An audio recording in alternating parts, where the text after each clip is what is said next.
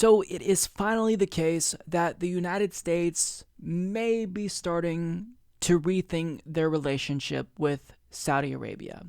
Because as you all know, we've been longtime allies with Saudi Arabia. It's been an alliance that has formed due to a mutual hatred of Iran, but also it's an alliance that is monetarily beneficial. We supply Saudi Arabia with weapons, and they supply us with oil. But that's all starting to maybe change. People are starting to re-examine this relationship, or at least think about re-examining this relationship, due to the events over the last week with journalist Jamal Khashoggi. And for those of you who aren't familiar with the situation, well, let's go to an article from Al Jazeera who explains on October 2nd, Khashoggi flew to Istanbul and entered the Saudi consulate to obtain documents that would seal his marriage to his Turkish fiancée, Hatice Cengiz. To date, he has not been heard from again, with Turkish security announcing on Saturday that they believe he has been killed. We believe that the murder was premeditated and the body was subsequently moved out of the consulate, a Turkish official told the Reuters news agency. Now, the footage that you're seeing is the last video we have of him being alive. You can see him entering the embassy but never leaving. Now, the reason why this is a big deal is because he is a journalist who's also a critic of the Saudi regime. So if they in fact killed him, and all signs point to that being the case, then they're killing a political enemy. And internationally, that is politically unacceptable, even for the most egregious regimes. Now, that's pretty much the basic rundown of the story. There's been additional developments. CNN recently reported that there are two sources who are saying Saudi Arabia is considering coming out and saying, yeah, we actually did kill him, but inadvertently in a botched interrogation. Also, there are reports that his body was cut into pieces. I mean, the details are just so disturbing, so gruesome. And the question is, if Saudi Arabia did in fact do this, then why? And really, my response would be, why wouldn't they? We've formed an alliance with them that's so strong that they essentially feel empowered to do whatever they want internationally. They're literally carrying out a genocide in Yemen, killing thousands of innocent civilians. They've blocked medicine and food from entering the country. This is an international atrocity, and nobody wants to say anything because they're not only receiving support from the United States to carry out this genocide, but we're the ones who are giving them the weapons to continue with this genocide. Now, there are some individuals in both parties, like Bernie Sanders and also Mike Lee, who's a Tea Party conservative, but to his credit, he is on the right side of history here. They are trying to promote this narrative that we absolutely have got to stop selling weapons to Saudi Arabia, because what they're doing is they are committing a genocide in Yemen with the weapons that we're giving them.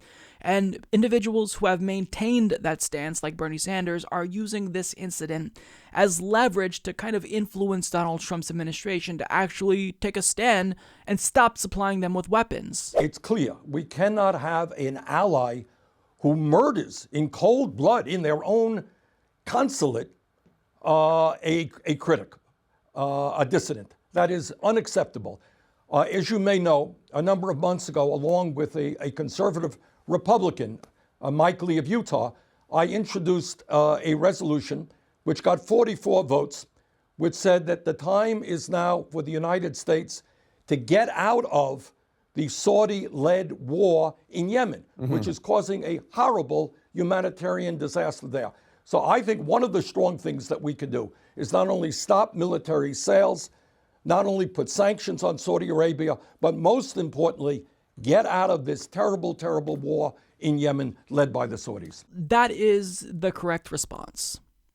But I do think that if we are going to go as far as to put sanctions on Saudi Arabia, we have to be careful, because there's a lot of warmongers in the Republican Party that are going to capitalize on us wanting to stop Saudi Arabia from doing bad things. So Lindsey Graham, for example, is already beating the war drums against Saudi Arabia. I mean, you can go from 0 to 100. He formerly was a Saudi Arabian apologist who defended them, and now he wants to invade them. MBS figure is, to me, toxic. He can never be a world leader on the world stage. So what does the president do? Sanctions? It's up to the president. But what I would do, I know what I'm going to do. We're going to sanction the hell out of Saudi Arabia. You know, We deal with bad people all the time, but this is in our face. I feel personally offended. They have nothing but contempt for us. Why would you put a guy like me and the president in this box after all the president has done? This guy's got to go. Saudi Arabia, if you're listening, there are a lot of good people you can choose, but MBS has tainted your country and tainted himself. In other words, he thinks that we should do regime change. If you want to get rid of a leader and presumably install someone so that way this, unholy alliance can continue, if you will, then that's something that could catalyze regime change.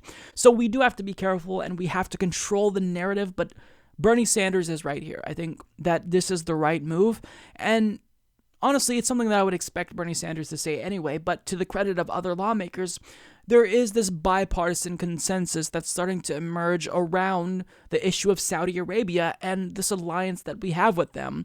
And as Alex Emmons of The Intercept explains, Massachusetts Representative Jim McGovern, the leading Democrat on the powerful House Rules Committee, on Tuesday introduced a bill that threatens to sever the decades-old security relationship between the United States and Saudi Arabia. The bill, which is co-sponsored by 6 Democrats and 2 Republicans, is the latest outrage response from lawmakers on Capitol Hill to the disappearance and suspected murder of prominent Saudi journalist Jamal Khashoggi.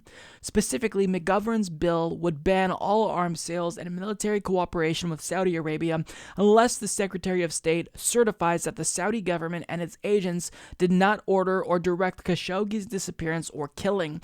It would also suspend the security relationship between the two countries, except to protect or evacuate U.S. citizens and diplomatic personnel in the kingdom. The bill would also require a detailed report from the Secretary of State about Khashoggi's status. So little by little, we're seeing this narrative change, right? People are starting to question this relationship that we have with Saudi Arabia. Now look, it should have happened a lot sooner. They've been carrying out a genocide.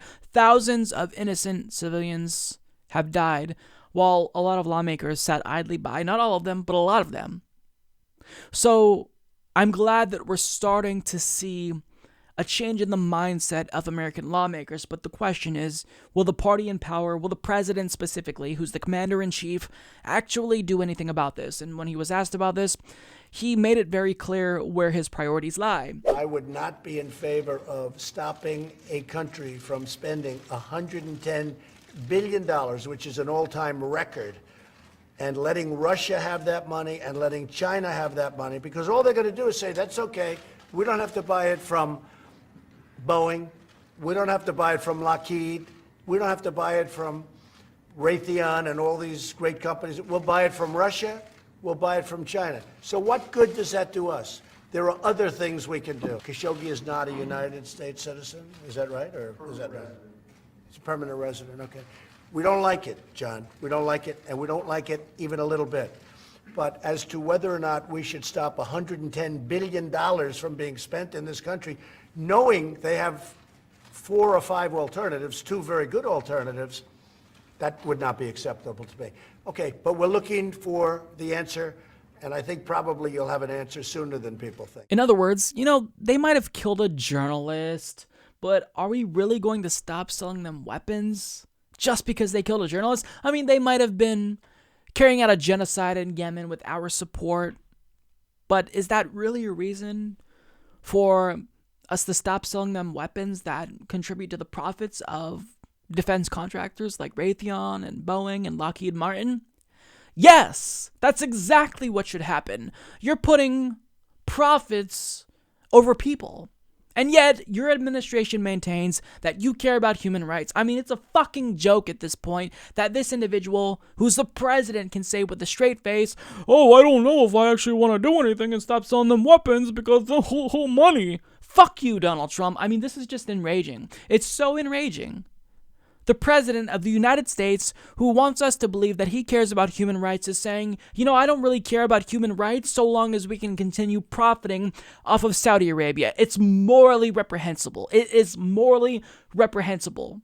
And it shows that Donald Trump has no moral core. So the good news about this story, if you can see any light through this dark tunnel, is that this incident is getting us to rethink our relationship with Saudi Arabia.